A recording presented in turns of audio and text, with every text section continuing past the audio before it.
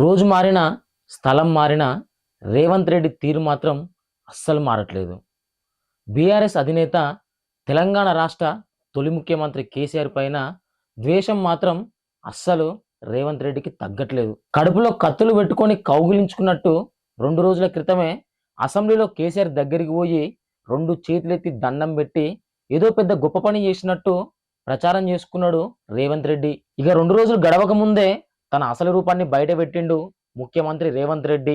మరోసారి చావు భాష ఉపయోగించిండు. కేసీఆర్ చావు కోరడం, కేసీఆర్ కుటుంబాన్ని తిట్టడం తప్ప ముఖ్యమంత్రి రేవంత్ రెడ్డితోనే ఈ తెలంగాణ రాష్ట్రానికి ఎట్లాంటి ఉపయోగం లేదు. నిన్న కాంగ్రెస్ ప్రజాప్రతినిధులకు నీళ్ల అంశం పైన ప్రజాభవన్లో పవర్ పాయింట్ ప్రజెంటేషన్ ఇచ్చిరు. ఇక ఈ సందర్భంగా ముఖ్యమంత్రి రేవంత్ రెడ్డి మాట్లాడుతూ కేసీఆర్ ని ఉరిదీసిన తప్పు లేదని దిగజారుడు అసభ్యకర వ్యాఖ్యలు చేసిండు. ఇట్లా ఒక్కసారి కాదు 2 సార్లు అన్నాడు. అది కూడా నొక్కి మరీ చెప్పడం కేసీఆర్ పైన రేవంత్ రెడ్డికి ఎంత పగుందో ఆ సమావేశం సమయంలో చూస్తేనే అర్థమవుతుంది. ఇక ఆయన ఇట్లా ఊకే కేసీఆర్ పైన మాట్లాడుతుంటే తెలంగాణ రాష్ట్ర ప్రజలు రేవంత్ రెడ్డి పైన తీవ్ర స్థాయిలో ఆగ్రహం వ్యక్తం చేస్తున్నారు. ప్రజల్లో వ్యతిరేకతతోనే ఆయన మర్నాడిని కూడా భ్రమలు కల్పించే ప్రయత్నం చేస్తుండు.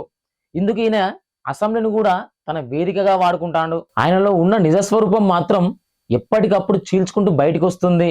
ఈయన వల్ల తెలంగాణ రాష్ట్రానికి ఎట్లాంటి ఉపయోగం లేదు.